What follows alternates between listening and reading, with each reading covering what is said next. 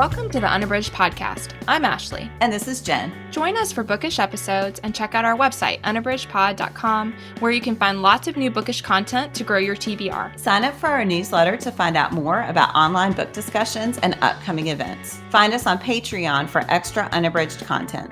Join us on Instagram and Facebook at unabridgedpod and message us there or see our website to get plugged into the Unabridged community. You want opinions about books? We've got them. Hi, everyone, and welcome to Unabridged. This is episode 291, How Buddy Reads Boost Our YA Reading. To get started, we're going to do our bookish check-in. Ashley, what are you reading? So one of the books I'm reading is Jennifer Lynn Barnes'sThe The Hawthorne Legacy. This is book 2 in the Inheritance Game series. I think I shared a while ago when I read book 1. We did The Naturals with something, the buddy read, with a buddy read. Yeah. So we will talk about that today probably. But anyway, that was the first of her books I'd read, and I did wind up reading that whole series, which I loved. And then I have been enjoying this one. I feel like I'm several years behind on this. I know it was really popular when it came out. But anyway, this picks right back up with Avery and her journey with the Hawthorne brothers to try to figure out all of these really mysterious things that are unclear to them after their grandfather had died and Avery had inherited a ton of money from him, seemingly very randomly. And so I don't want to say too much because I think all of it hinges upon book 1. This is not a series where you can skip book 1. You really do want to read in order, but I'm absolutely loving it. I was a little bit worried that it's been a little while since I read the other one, and I was worried that I would have forgotten too much, but I think that Barnes does a great job of helping the reader anchor in the things that have already happened without making it feel like a constant retelling of the events from the book before. So I really am loving it. I think she does a great job of creating really complicated characters who you love and also who do a lot of really reckless things that make you cringe about their choices. And so I am really swept up in it and so glad that my library holder came in, and I'm looking forward to seeing what happens and all the shenanigans that they get into in this one. So again, that's Jennifer Lynn Barnes with The Hawthorne Legacy, which is book 2 in the Inheritance Game series. I did hold back a squeal because I love that series so much. And it's now really good. She's such a compelling writer. Yeah, yes. I really need to finish going through her backlist because I just have loved everything of hers I've read. Yeah, she's a lot of fun to read. And I also think the books have kind of a heisty feel to them, even though they are not, what is happening is not a heist. However, I love a heist book. And there's something about these that's kind of like that. There's a lot of like mystery to uncover, a lot of pulling at the threads of things to figure out one clue at a time. And all of that I think is just really well woven and a lot of fun to read. I agree. What about you, Jen? What are you reading? So just this morning, I started Victoria Christopher Murray's Harlem Rhapsody, and I had a hard time putting it down. It is excellent so far. So this one centers on Jessie Redmond Fawcett. It is historical fiction. It is based on a real person who was a key part of the Harlem Renaissance, and yet I know nothing about her. She was the first Black woman who was the literary editor of The Crisis, which was a magazine that was very key. It was run by the NAACP during the Harlem Renaissance. And at the beginning of the book, she's just moved to New York with her stepmother, who is a white woman who married Jessie's dad when she was 12. And she was white. She was Jewish. She did convert because Jessie's father was a minister, preacher. Yeah, those dynamics are really interesting. So her mother actually had married. He was the second of 2 Black men that she had married. And she is really interested in integrating both ways. So she both thinks that white people should be more accepting of Black people and that Black people should be more accepting of white people. So that's an interesting dynamic. And then the other really interesting dynamic is that Jessie Redmond Fawcett was having an affair with W.E.B. Du Bois before he hired her to run the magazine. And she does not ever want to get married. She decided that when she was quite young. She has a lot of career aspirations. And yet I can already feel like I already have this sense of dread because the book is hinting that this relationship is going to be problematic for her as she's trying to build her career, because the apartment that Du Bois set up for her is about a mile from where he lives with his wife and daughter. So Oh, wow. I sense a lot of drama coming. That's about as far as I am. So she has just, where I left off, Du Bois had this idea to start a children's magazine to help children understand that Black excellence is a possibility. And she's just pitched her proposal for that. And she just met County Cullen. So, Oh, wow. yeah, so it's neat. She also met Nella Larson in an earlier chapter. So it's neat to see all these figures of the Harlem Renaissance surrounding her. I do feel guilty, I guess, that I didn't know her name automatically. But so I'm interested to learn more about her and her career. Wow. Yeah, that sounds really interesting and same that I haven't heard of her. And so I'm glad that her story's getting told. But yeah, that is somebody I wasn't familiar with either. I feel like I should have known. I love the Harlem Renaissance. I teach poetry from the Harlem Renaissance every year. And yeah, so that's a gap in my knowledge that I'm eager to fill. So that, again, is Victoria Christopher Murray's Harlem Rhapsody. All right, well, we are going to shift over to our main discussion about how buddy reads boost our YA reading. And we wanted to do this episode because we actually started doing these buddy reads in January 2020. And every month on Instagram, we have a buddy read chat for our book club book, which all of you have heard about because we have episodes on those. But we also do a YA buddy read. And sometimes they're the same as our book club pick if our book club pick is a young adult book. But often those books don't get any play on the podcast because we don't have devoted episodes to them. And we have read some amazing titles. So yeah, we just wanted to highlight some of the books that we've loved. These will be shorter synopses, but hopefully they'll be enough to give you a taste of some of the things that we've read. We are always open to more people joining these buddy reads. And yeah, Ashley, I don't know if there's anything you want to add there. Yeah, I guess, like Jen said, we discussed these on Instagram.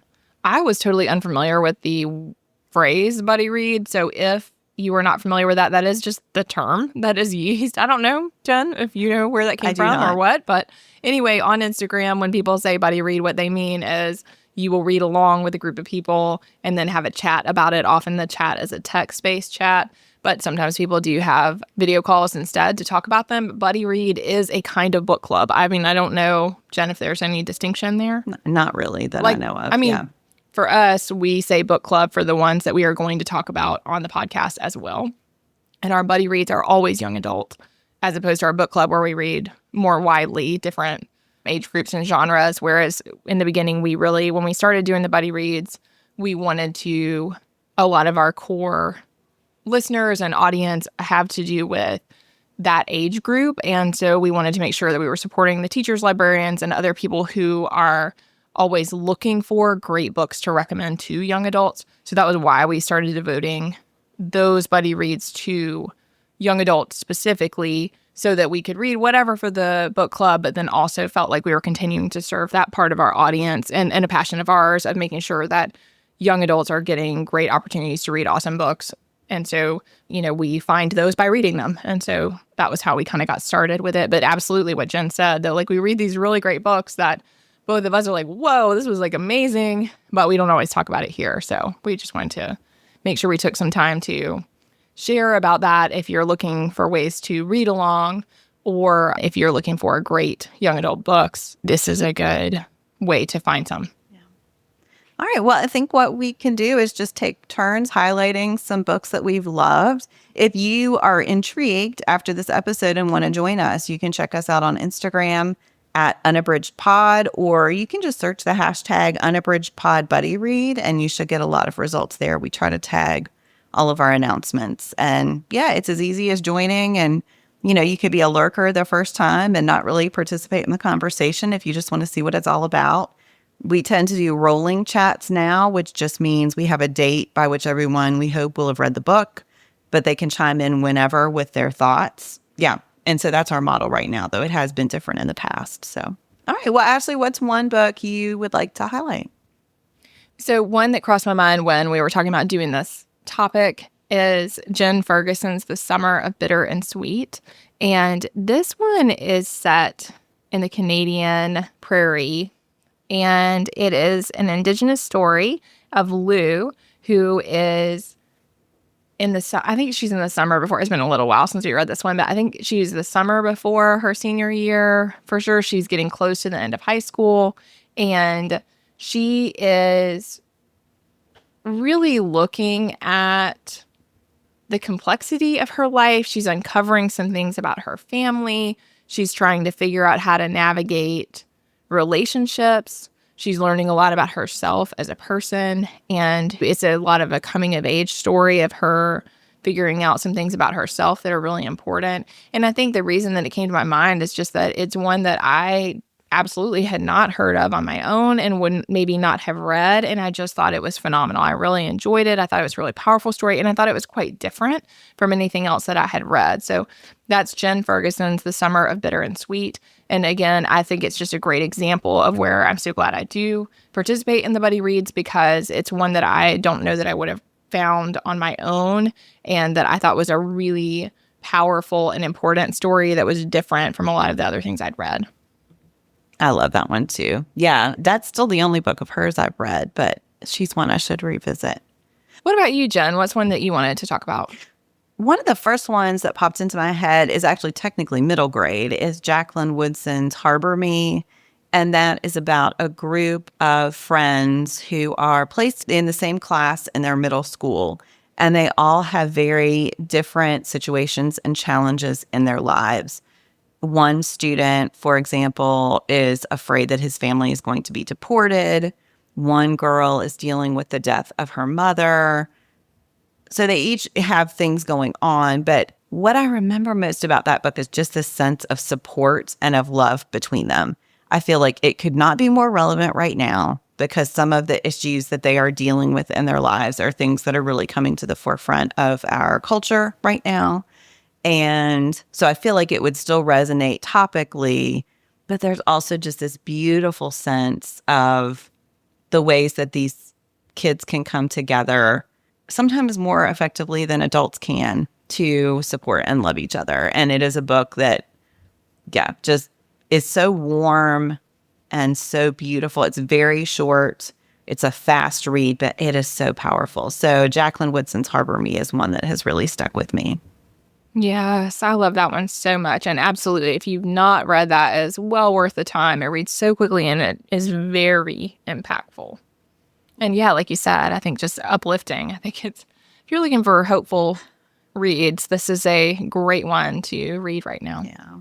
And to encourage kids to read too. Like, it's just such a powerful book and I think Woodson often does a really great job of showcasing empathy, like how to cultivate empathy, why empathy is important, and how having empathy in our lives can really make our lives so much fuller. Yeah. What's such a good one? What's another one that stuck with you, Ashley? Another one I really loved was Joanna Ho's The Silence That Binds Us. That is one we did not as long ago. The years just run together. I'm like, when did we do this? Was it last spring? I think maybe. Anyway, it's about Maybelline Chen, and she is a Chinese Taiwanese American. So at the very beginning, in this very high achieving community, her brother Danny dies by suicide, and everyone's profoundly shocked. And of course, Maybelline is devastated, and her family is devastated. And yet there is this community backlash from part of the community that wants to place all this blame. It was not the first of that type of thing to be happening in the community. And so there's a lot of blame going around. There's some outright racism happening. There's a lot of judgment. And May and her friends get caught up in all of that. And I just think such a powerful book, such a beautiful portrayal of how complex all those things, like mental health and social issues and all of those, how complex unpacking all of that can be. And yet what I really loved about it is the focus on activism and this idea that even when these really horrible and hard things happen, that teenagers can and should make effort to empower themselves to bring about positive change. And I think that the book just does a really great job of both not simplifying how complicated all of that is, how much pressure there is to not act in the face of what people are like when people are trying to silence you, how easy it is to give in to that silence, how that is the simpler pathway, sometimes the safer pathway. Like all of that's really explored. And yet May and her friends continue to recognize the importance of taking a stand. And so we really see that. So, I mean, I just thought it's brilliantly done. It's such a great read. And again, that is Joanna Ho's The Silence That Binds Us. Yeah, when I saw that on your list, that novel really, there are just moments in that book that I can picture so vividly still, even though it's been a little while since we read it. I think the writing is she's a really strong writer. So the plot is compelling, emotional. I ugly cried more than once. And then there are also moments of writing that you could definitely highlight. Like if you wanted to teach this with students or recommend it to students, there are moments that you could highlight for sure. Yeah, absolutely. Yeah, Joanna Ho is the author of several children's books. So I knew her from her book, Eyes That Kiss in the Corners, which is a beautiful book, but I did not know that she was also writing young adult. And so I just really enjoyed she's just a very versatile and talented writer. Yeah. What about you, Jen? What's another one you've loved? So when I first started brainstorming, I had this realization not too long ago that I was highlighting a bunch of books that were book club picks as well. So I want to mention them, even though they've gotten plenty of play on the podcast. So Adib Khorram's Darius the Great is Not Okay. Still one of my favorites. And it has a sequel now that was equally as good. Laura Taylor Namie's A Cuban Girl's Guide to Tea and Tomorrow was it's light, but there are also some really heavy topics that it's dealing with. Aiden Thomas's Cemetery Boys was the first thing I read by Thomas, and I have just become committed to reading all of his books. They're so good. And Tiffany D. Jackson's The Weight of Blood, which is a retelling of Stephen King's Carrie that mixes horror and social justice in a way that is just amazing. So, okay. On to my actual pick. If you have not read those or listened to the episodes about those, absolutely, those are great ones for Jen to highlight. And they were ones that I loved all of those as well. And rarely different from each other. Also, like different genres, a lot of different things about them. But I think all four of them are just like powerhouse books that we really loved. So I will officially, now that I'm done cheating, highlight Jeff Sentner's The Serpent King. And I will just say, I have never made it through a Jeff Sentner book without it making me sob at some point. And this was no exception. This is the first book I'd ever read by him. And it focuses on three best friends. I would say Dill, for me, is the main protagonist. And he is dealing with the fact, so his family are Pentecostal. And his dad is a Pentecostal minister who is incarcerated because of some crimes he committed. But Dill has a really complicated relationship with his mother and his father, and with how they expect him to live his life and the role that they expect him to take. They just have a really different vision for who he should be and how he should function and what his future goals should be than he does.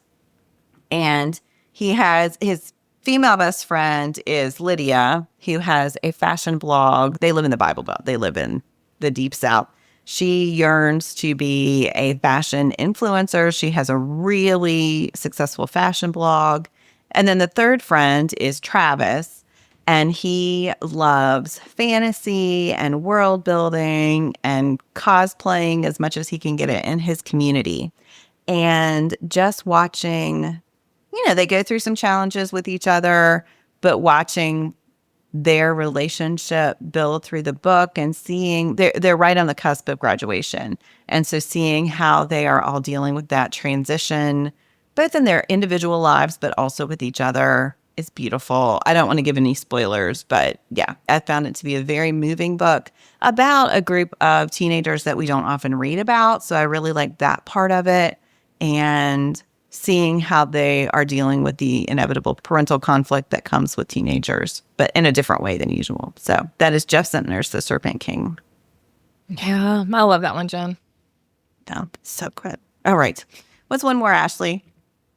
One more for me. Well, first, Jen mentioned some that we covered. I had said right at the beginning, so I just wanted to circle back that Jennifer Lynn Barnes, we read The Naturals, which is a great example for me where right at the beginning, if I had not been reading with a buddy read, I would not have continued that book because it is pretty grisly. There are parts that are really grisly, and because it is about a serial killer, the whole thing is about serial killers. And so that is like not my jam. I do not like true crime. I don't really like things that explore those like really dark. This is not true crime, but like I don't like the ones that explore that part of humanity particularly. But this is a great example where because we read it with the group, I stayed with it and then I loved it. I think it just really, all the things I said about her Hawthorne series, about the inheritance games, like this is true in The Naturals also, like really complex characters who are trying to figure out the right thing. Yeah, so anyway, I'm not going to get into the details. I just want to say that I think what I love about buddy reads is that sometimes they push us to read something that we might not read otherwise. And while it's always okay to say, like, this is not for me, I think that sometimes for me, I'll just speak for myself as a reader, I do need a nudge to, like, try something that's a little bit different. And then often I am so glad I did. So, and obviously me reading her other series speaks to the fact that, like, I discovered an author I never would have known anything about if it hadn't been for the buddy read. So I'm glad for that. But I wanted to share also, just for one more to highlight, is Nina LaCour's We Are Okay.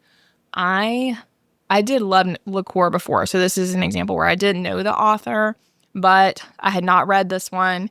And it has just really stayed with me. I think that this is a book that showcases how isolated people can be. And we really see that in this, and also how community can save us. And so I think that it's an important book. So Marin in this one she's like traveled across the country to go to college. And we see her at the beginning of winter break. And she's entirely alone, essentially, on the campus because everybody has gone home, but she stayed. And we just see that she's kind of unraveling. And we don't necessarily know why. But as the story unpacks, we come to find out why she went across the country, why she left her grandfather that she lived with so much of her life.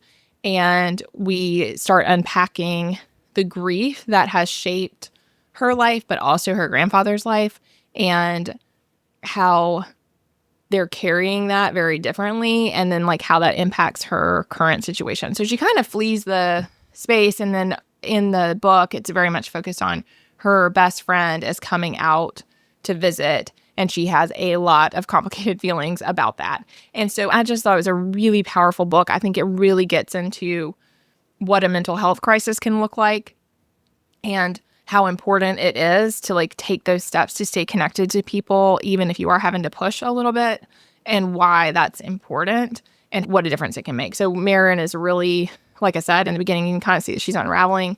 And then when her best friend comes, we start to unpack why she left and like what is going on and how she's trying to handle all this all by herself as a freshman in college, and, you know, how that has to change. Like something has to change for her. So again, that's Nina LaCour's We Are Okay. I love that book, but another one where I'm so glad that we read it together because it was such an important read for me. So yeah, that book was incredible. I just keep thinking about LaCour's spare writing, and it's so slim, but yes, you get so deeply into her consciousness. It's really beautiful.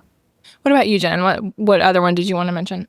So I want to harken back to our very first Unabridged Pod Buddy read, which was Nick Stone's Dear Martin. And I know Nick Stone gets plenty of publicity, but there's something momentous about that being our first. The book has now had 2 sequels, though I have not read the third book in the series.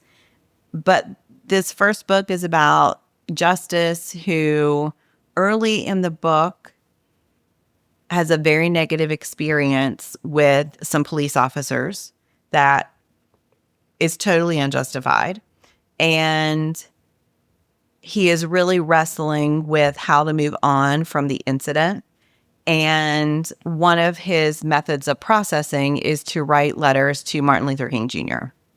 And so Stone does some really innovative things with the structure of the book and has some just conversations that she includes in the text that Justice is having with teachers and students at his school. You see the way he is trying to wrestle with the different reactions that other people have had to what happens to him, some of which are not as sympathetic as they should be.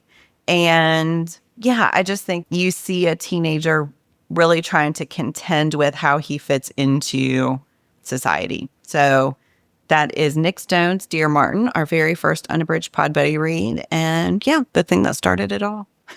Yeah, I love that. Such a great book. And yeah, this was a big change for us when we added the buddy reads. So very cool. All right. Well, if you have been doing any buddy reading with us and you want to highlight some books, we'd love to hear some of the books that you have loved. You can find us on Instagram at unabridgedpod. And again, we invite you to try one, and there's no pressure. It's a very low-key part of our podcast community, but it's just a way to read new books together and experience them together. And sometimes it's more about the reading than even the discussion. I think just having books that someone else is reading with you can be really empowering. So, yeah. All right. Well, we're going to round out with the Lit Chat game. So I'm pulling out the cards. I'm going to say this. Every card has 2 questions. So the first one I think you will all know is a given. It's, do you ever listen to audiobooks? Why or why not? So if there's anything you want to say about audiobooks. The second one is, who would you choose to narrate your favorite book? So, okay. A 2-parter.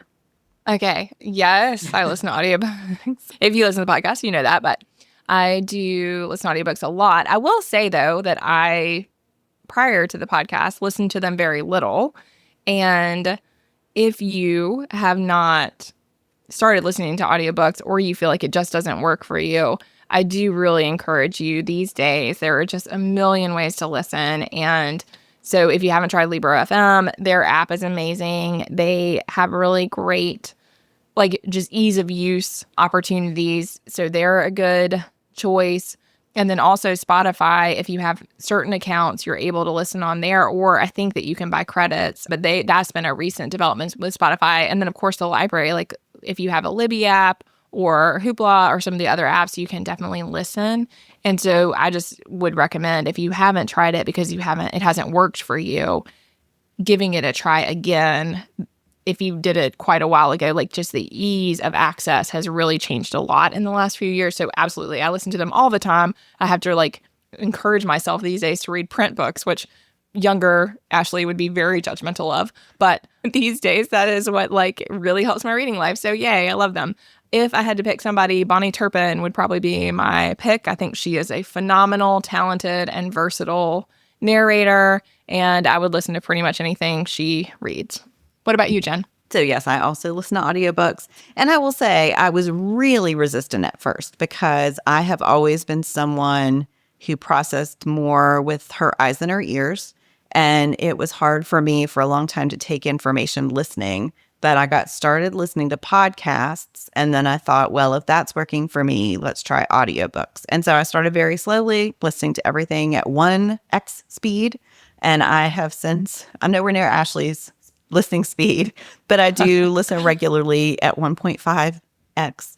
And that's not judgmental. That's just, I feel like I can process more. Now, there are still certain books that do not work for me on audio. Mm-hmm. So I'm still someone who has to be selective about what I'm listening to on audio. But yeah, it is a regular part of my reading every month.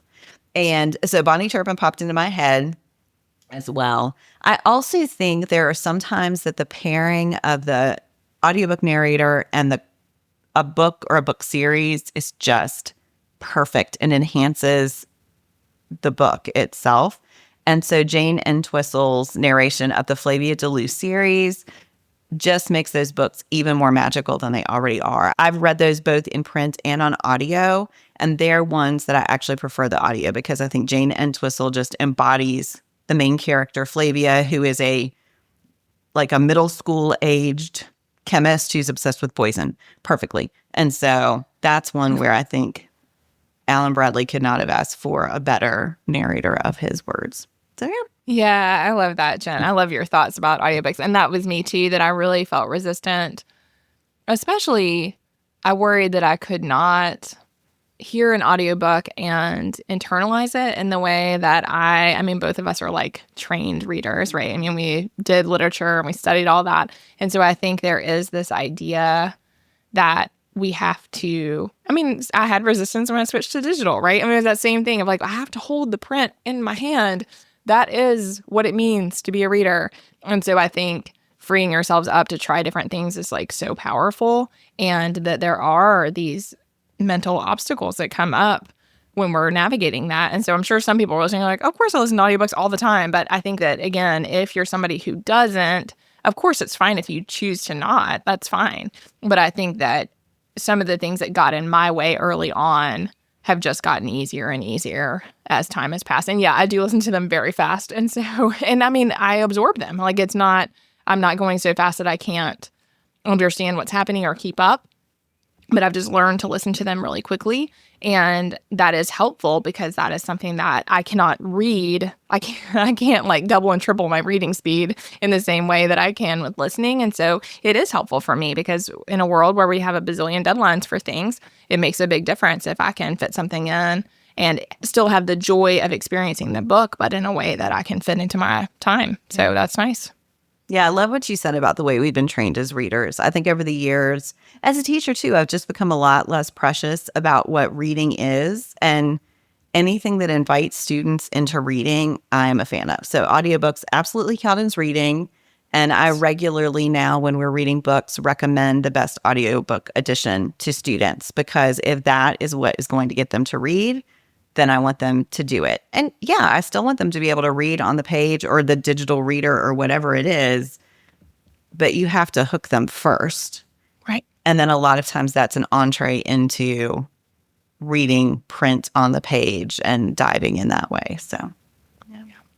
All right, everyone. Well, thank you so much for listening. We hope you'll consider joining us in a buddy read on Instagram. And yeah, we'd love to hear your thoughts about some of your favorite Unabridged Pod buddy reads. Thanks so much. Do you have comments or opinions about what you heard today? We'd love to hear them. You can find us on Instagram, Facebook, and Twitter at Unabridged Pod, or on the web at unabridgedpod.com for ways to support us. To get more involved, you can sign up for our newsletter, join a buddy read, or become an ambassador. Thanks for listening to Unabridged.